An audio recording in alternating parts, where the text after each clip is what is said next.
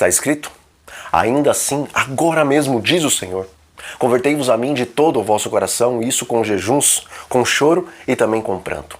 Joel 2, versículo 12. Amigos, após 6.000 anos de conflito nessa terra, finalmente estamos chegando ao fim do embate entre a verdade e o erro. Nós fazemos parte da última igreja profética do livro do Apocalipse, a igreja em Laodiceia. E conforme vemos as profecias que se cumprem tanto no mundo como na igreja, somos levados a crer que não apenas fazemos parte da última igreja profética, mas também cremos que fomos chamados para fazer parte da última geração, a qual estará sobre a face da terra quando Jesus voltar nas nuvens dos céus. E sendo assim, o Senhor nos faz um convite à santidade, diferente do convite que Ele fez aos homens e mulheres que o serviram no decorrer de todo o grande conflito. Pois, através dos seus servos fiéis dos últimos dias, o Senhor vindicará o seu caráter diante de todo o universo. E ficará de uma vez por todas patenteado que Deus é amor e que Deus também é justiça. Meus irmãos, este é justamente o período em que o povo de Deus deve afligir as suas almas. E o profeta Joel disse que devemos fazer isso da seguinte forma: voltando-nos e convertendo-nos ao Senhor de todo o nosso coração. E isso com jejuns, com choro e também com pranto, conforme está em Joel 2, versículo 12.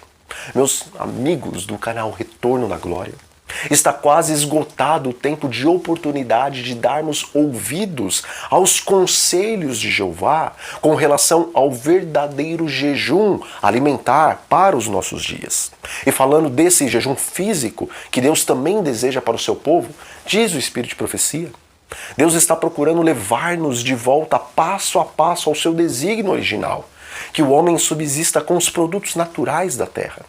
Entre os que estão aguardando a vinda do Senhor, deve a alimentação carne ser finalmente abandonada. Conselhos sobre Saúde, página 450. Muitos que agora estão apenas meio convertidos no tocante à questão de comer carne, se afastarão do povo de Deus para não mais andar com eles. Review and Herald, 27 de maio de 1902. Chá, café, fumo e álcool precisam ser apresentados como condescendências pecaminosas. Chá, café, fumo, vinho e todas as bebidas alcoólicas não devem ser ingeridos moderadamente, mas rejeitados. Mensagens Escolhidas, volume 3, página 287. Bom, quando o Espírito de Profecia fala que não devemos tomar chá, ela está se referindo aos chás estimulantes, tal como o chá mate. Pois os demais chás, na verdade, podem servir de remédios naturais para tratamento de doenças e também para outras boas finalidades. Irmãos, o Senhor está no céu hoje fazendo a devida remoção dos registros dos pecados do seu povo, para que a sua igreja seja aceita diante do Pai, puros, santos, imaculados e também irrepreensíveis. Mas, simultaneamente, Ele também está fazendo purificação e expiação de pecados em outro santuário, o nosso corpo, o qual a palavra de Deus diz que é o templo do Espírito Santo. Veja, Deus quer colocar o Shekinah, a presença gloriosa do Senhor, nesse santuário físico. Mas antes, é preciso tirar as impurezas que atrapalham nossa comunicação com o céu de dentro desse santuário. Antes, é preciso tirar as carnes, os refrigerantes, os chás estimulantes, o café, os achocolatados, os queijos e, por fim, todos os derivados de leite e também de ovos. Contudo, essas mudanças devem ser feitas com muita oração e também com muito estudo, pois Deus deseja que nos alimentemos de maneira a nos tornarmos mais saudáveis do que éramos antes da reforma alimentar. Pois se nós deixarmos os alimentos de origem animal, os quais nos prejudicam, mas não ingerirmos corretamente os alimentos que nos farão bem, então, não estaremos glorificando o nome de Deus, mas estaremos escandalizando aqueles que são contra a reforma alimentar. E para todos que buscarem o conhecimento e a sabedoria de Deus, o Senhor concederá sabedoria e conhecimento dos altos céus. E também nos dará condições materiais para fazermos uma completa e também urgente reforma de todos os hábitos alimentares. Irmãos, a todos que se entregarem de corpo e alma a esta obra de reforma e de reavivamento, o Senhor, o Espírito Santo, será derramado em nós na plenitude da chuva temporã e no devido tempo, ele também será derramado em nós na plenitude da chuva serôdia. Mas, para recebermos a plenitude da chuva serôdia, ao passar os nossos nomes em juízo diante de Deus, nossos pecados devem ser expiados e apagados para sempre. Mas para que os nossos pecados sejam para sempre removidos dos registros do santuário celestial, é necessário que neste santuário físico seja primeiramente removido o cortinário do nosso coração, no qual se encontram os nossos pecados e também os nossos defeitos de caráter, e então seja colocado um novo cortinário, um coração de carne e uma mente santificada, nos quais a lei do nosso Deus deve estar escrita, pois é necessário que haja um povo sobre a face desta terra, que após o fechamento da porta da graça, viva na presença do Pai, sem um intercessor, como está escrito em História da Redenção, na página 403. Diz o Espírito de Profecia: o tempo de angústia como nunca houve está prestes a se manifestar. Necessitaremos de uma experiência que muitos são negligentes demais para obter. Acontece muitas vezes supormos ser a angústia maior do que realmente nós estamos passando. Porém, não acontecerá isso com relação à crise diante de nós.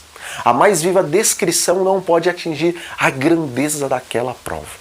Naquele tempo de provações, toda pessoa deverá por si mesma estar em pé perante Deus. Review and Herald, 14 de março de 1912.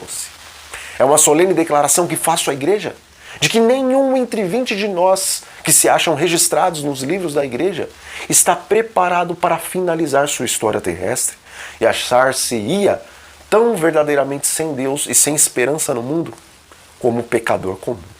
Serviço Cristão, página 40. Bom, estamos a instantes de entrarmos no mais terrível conflito entre Cristo e Satanás, entre o povo de Deus e o povo do inimigo de Deus. E por causa disso, o Senhor derramará a plenitude do seu Espírito como nunca antes ele derramou sobre os seus exércitos. Homens, mulheres e crianças transformados à imagem de Cristo, meus amigos, sairão com as suas faces resplandecentes com a glória divina e então proclamarão a última advertência ao mundo. Contudo, Satanás incutirá o seu próprio espírito, como nunca antes ele fez, sobre os seus exércitos. E homens, mulheres e crianças, transformados à imagem de demônios, sairão com seus corações malignos a cometer todo o tipo de atrocidades, as quais as nossas mentes ainda não são capazes de imaginar.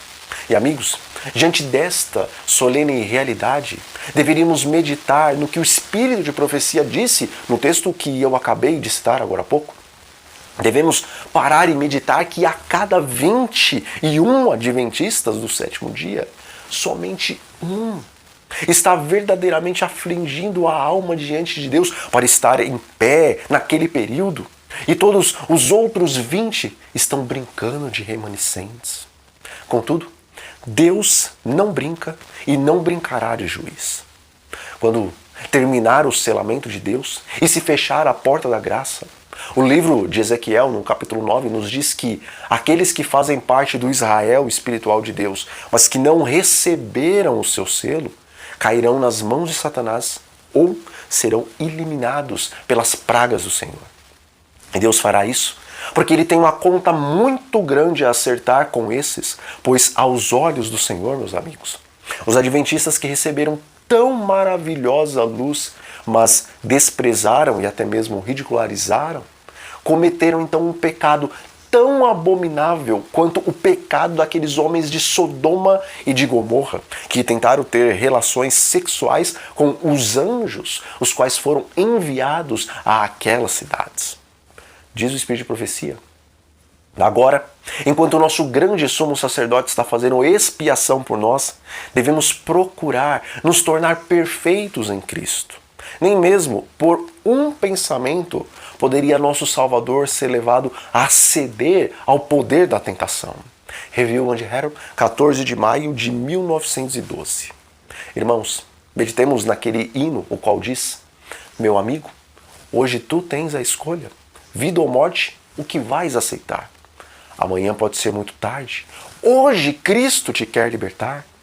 Veja, todo o poder foi dado a Cristo no céu e também na terra. E o Consolador, o Espírito da verdade, o qual nos guia a toda a verdade, está a serviço do nosso divino irmão Jesus Cristo, o justo. Portanto, tudo nos é possível. Amigos, o Senhor nos promete um novo coração e promete colocar dentro de nós o seu Espírito Santo. E Ele também promete inscrever em nosso coração a sua lei para que nós não venhamos a pecar contra Ele. E o Senhor nos diz: buscar-me-eis e me achareis quando me buscardes de todo o vosso coração. Jeremias 29, versículo 13. E o Senhor também diz: se o meu povo que se chama pelo meu nome se humilhar e orar e buscar a minha face e se arrepender dos seus maus caminhos, eu ouvirei dos céus, perdoarei os seus pecados e sararei a sua terra. 2 Crônicas 7, versículo 14. E ele ainda diz mais: pedi e dar-se-vos-á, buscai e achareis, batei e abrir-se-vos-á, porque todo o que pede recebe, o que busca encontra, e a quem bate abrir-se-lhe-á. Ora, se vós que sois maus sabeis dar boas dádivas aos vossos filhos, quanto mais o Pai Celestial dará o Espírito Santo àqueles que lhe pedirem. Lucas 11, versículos 9 a 13. Amigos, o único pensamento deve ocupar as nossas mentes desde o momento que acordamos até o momento em que nós vamos nos deitar. Este pensamento é receber a plenitude do batismo do Espírito Santo em nossas vidas.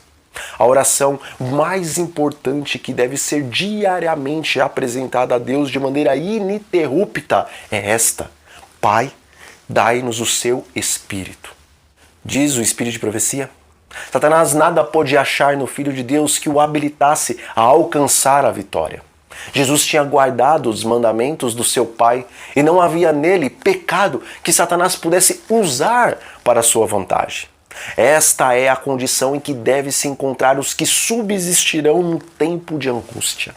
Review and Herald, 14 de março de 1912. Bom, que hoje tomemos uma decisão de sermos, em nosso caráter, semelhantes a Jesus. E sendo que o desejo de Deus é que manifestemos perfeitamente o seu caráter, como está escrito em Parábolas de Jesus, na página 69, então podemos ter certeza que Deus sempre responderá de maneira positiva quando pedirmos o dom do seu Espírito, a fim de sermos santos, tal como Ele é santo. Amigos, um grande abraço a todos vocês e até a próxima.